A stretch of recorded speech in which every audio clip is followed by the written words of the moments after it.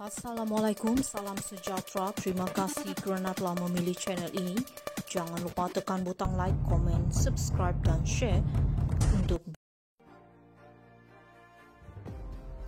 Pelik kenapa ahli lembaga SRC tidak sahkan dengan saya, kata Najib. Selamat datang ke ulasan panas hari ini. Kita akan membincangkan kes yang sedang hangat di mahkamah, di mana bekas Perdana Menteri Najib Razak mengemukakan alasan-alasan yang mengelirukan mengenai penyelewengan dana SRC International. Satu lagi bab dalam drama politik Malaysia yang penuh dengan penipuan dan pengkhianatan. Najib dalam keterangannya menunjukkan sikap yang penuh muskil kenapa ahli lembaga SRC tidak mengesahkan perkara dengan beliau secara langsung. Inilah yang kita panggil sebagai permainan pass the buck. Bukankah menjadi tanggungjawab seorang pemimpin untuk memastikan semua keputusan disahkan dan telus? Tetapi tidak, Najib memilih untuk menyalahkan orang lain, terutamanya Nik Faizal Arif Kamil, sambil berdiri di atas tangga tinggi kekuasaan yang dia bina sendiri. Dia menuduh Nik Faizal mempermainkan kedua-dua belah pihak, tetapi tidak pernah terlintas di fikiran Najib bahawa dia adalah puncanya. Sebagai seorang yang mengaku sebagai penasihat dan ketua, dia sepatutnya lebih bertanggungjawab. Namun, dia lebih suka berpura-pura tidak tahu dan melepaskan tangan dari semua keputusan yang merugikan negara. Ini adalah hipokrasi yang melampau. Apakah beliau percaya rakyat akan menerima alasan-alasan dangkal ini?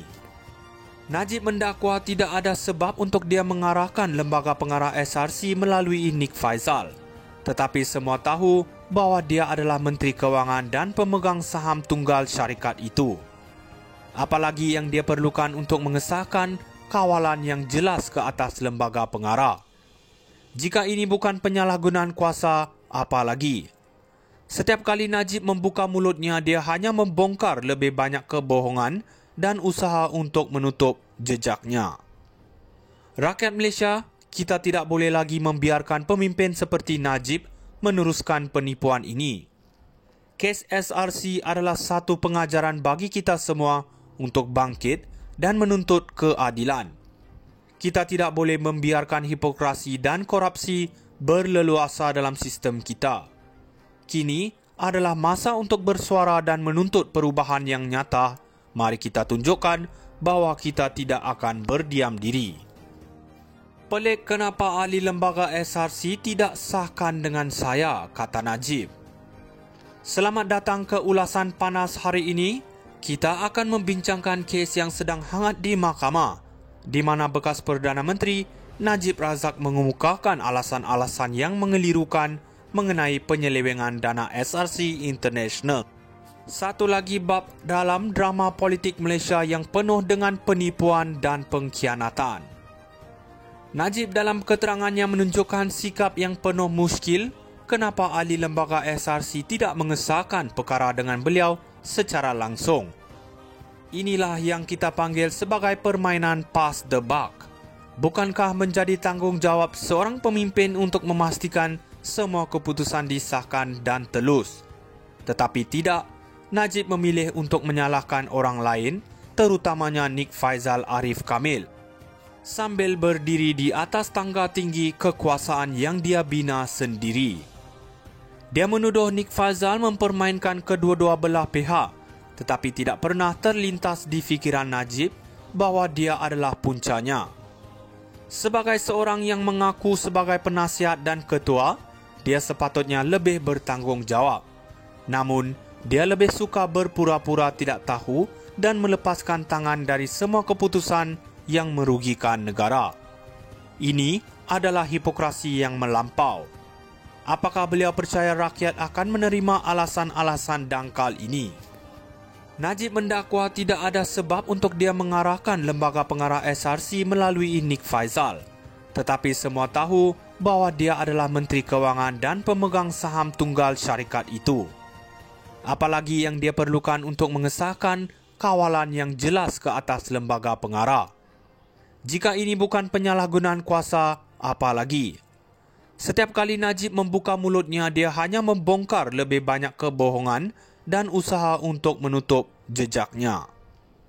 Rakyat Malaysia, kita tidak boleh lagi membiarkan pemimpin seperti Najib meneruskan penipuan ini. Kes SRC adalah satu pengajaran bagi kita semua untuk bangkit dan menuntut keadilan. Kita tidak boleh membiarkan hipokrasi dan korupsi berleluasa dalam sistem kita. Kini adalah masa untuk bersuara dan menuntut perubahan yang nyata.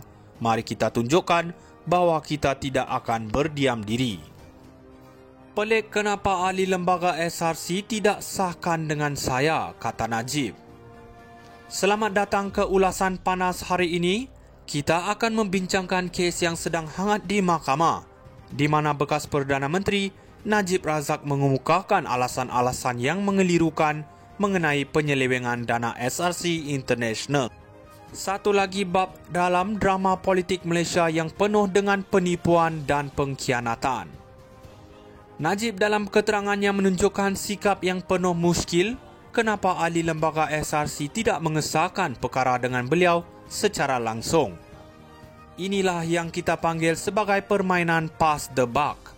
Bukankah menjadi tanggungjawab seorang pemimpin untuk memastikan semua keputusan disahkan dan telus?